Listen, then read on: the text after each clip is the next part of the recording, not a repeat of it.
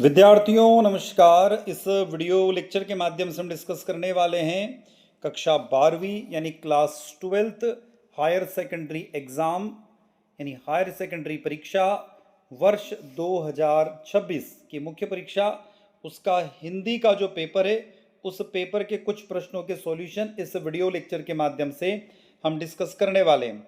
तो विद्यार्थियों इस पेपर के बारे में थोड़ी सी मैं जानकारी बता दूं कि यह पेपर कब हुआ है। तो यह पेपर 7 मार्च 2026 को हुआ है। अब हम चलते हैं इसके प्रश्नों की ओर, उन प्रश्नों को वन बाय वन डिस्कस करते हैं। सबसे पहला प्रश्न आपको स्क्रीन पर दिखाई दे रहा है। निम्नलिखित प्रश्नों के उत्तर एक वाक्य में लिखिए। तो पहला प्रश्न है, विप्लव के वीर किसे कहा गया है? तो इसका करेक्ट आंसर हो जाएगा बादलों को कहा गया है। किसको? बादलों को कहा गया है। याद रखना, बादलों को कहा गया है। अगले की बात करते हैं, दूसरे प्रश्न की तरफ हम लोग चल रहे हैं। अगला जो प्रश्न है, दूसरा प्रश्न है, जिन काव्य के छंदों या पूर्व पर संबंध ना हो उसे क्या कहते हैं? तो याद रखना, उसको मुक्तक छंद कहते हैं। क्या कहते हैं विद्यार्थियों? उसको मुक्तक छंद कहते हैं। तीसरा प्रश्न है, तुलसीदास ने रामचरितमानस की रचना किस भाषा में की? तो आप लोग अच्छे से जानते हो, अवधी भाषा में की। किसमें? अवधी भाषा में की। अगला, उषा का जादू कब टूटता है? तो ध्यान रखना, सूर्य उदय पर उषा का जादू टूटता है। कब सूर्य उदय पर उषा का जादू टूटता है? निरर्थक शब्द युग्म का कोई उदाहरण दीजिए। अब जैसे आप मार्केट में जाते हो तो आप इस्तेमाल करते हो एक शब्द, अरे भैया चाय वाय पी लेते हैं। तो चाय तो जिसका कुछ अर्थ है पर वाय का कुछ अर्थ नहीं, तो बोलते चाय वाय पी लो। एक क्या बोलते हम लोग, अरे यार ये व्यक्ति अंड शंड बोल रहा है, तो अंड शंड भी एक वही शब्द है। इसी प्रकार हमारे घर पे कोई यदि कोई मेहमान आता तो हम क्या बोलते हैं, अरे भैया खाना वाना खा लो। अरे भैया खाना तो शब्द होता है, वाना क्या शब्द है? तो इस तरीके से बहुत सारे निरर्थक शब्द होते हैं। तो आप चाय वाय लिख सकते हो, खाना वाना लिख सकते हो, अनशन लिख सकते हो, तो ऐसे कुछ शब्द हो जाएंगे। अगला छठा प्रश्न है, आनंद यादव का मन किस बात के लिए तड़पता था? तो ध्यान रखिएगा, आप लोगों ने करेक्ट लिखा होगा, पाठशाला के लिए तड़पता था। किसके लिए? पाठशाला के लिए। और अगला, नाटक का सबसे सशक्त माध्यम क्या है?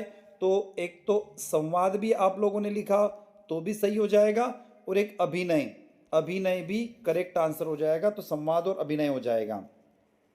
अगला प्रश्न है प्रश्न क्रमांक 2, निम्नलिखित वाक्यों में सही विकल्प का चुनाव करके लिखिए।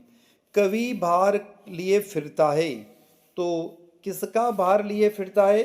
तो जग जीवन का भार लिए फिरता है। बी ऑप्शन आपका करेक्ट हो जाएगा। दूसरा, निम्नलिखित में से रस, किस रस को रसराज की संज्ञा दी गई है? तो श्रृंगार रस को रसराज की संज्ञा दी गई है।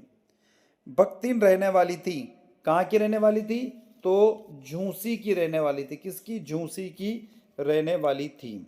आगे चलते हैं, कहानी का केंद्रीय बिंदु होता है। अब कहानी का केंद्रीय बिंदु क्या होता है? तो कथानक होता है। क्या होता है? कथानक। सिल्वर वेडिंग कहानी के नायक का नाम यशोधर बाबू हो जाएगा, पांचवे का ए।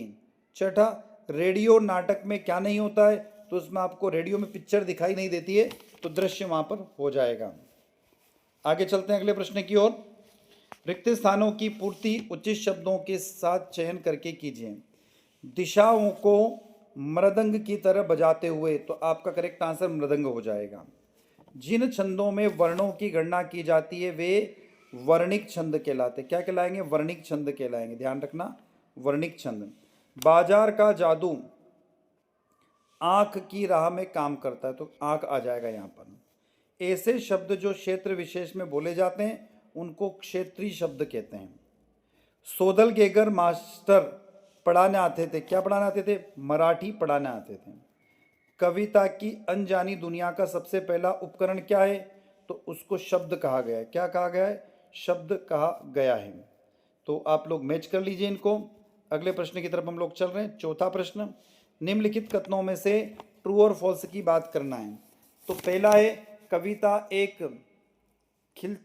कविता एक खिलौना है फूलों के बहाने, कविता एक खिलना है फूलों के बहाने, तो ये स्टेटमेंट आपका करेक्ट होगा। दूसरा दिया हुआ है, काव्य की शोभा बढ़ाने वाले साधन को अलंकार कहते हैं, तो ये स्टेटमेंट भी आपका सत्य हो जाएगा। इंदर सेना का दूसरा नाम मेंढक मंडली था, तो ये स्टेटमेंट भी करेक्ट है, यानी कि सही है। शब्द शक्ति दो प्रकार की होती है, तो नहीं विद्यार्थियों ये स्टेटमेंट गलत है, क्योंकि शब्द शक्ति तीन प्रकार की होती है। ठीक है, तीन प्रकार की होती है, लक्षणा आपको याद होगा, है ना। आगे चलते हैं। सिंधु घाटी सभ्यता मूलतः खेतीहार और पशुपालक सभ्यता थी, तो ये स्टेटमेंट भी सत्य है।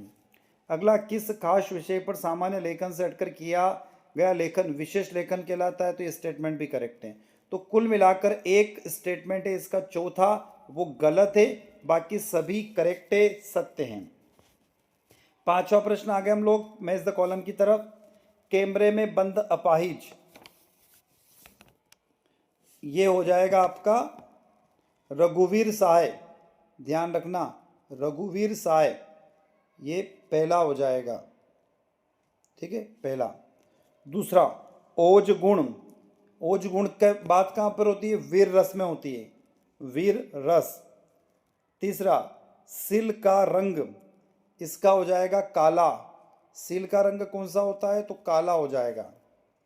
अगला, पहलवान की ढोलक, इसका करेक्ट आंसर फणीश्वरनाथ रेणु। अगला, रचना के आधार पर वाक्य कितने प्रकार के होते हैं? तो रचना के आधार पर वाक्य तीन प्रकार के होते हैं।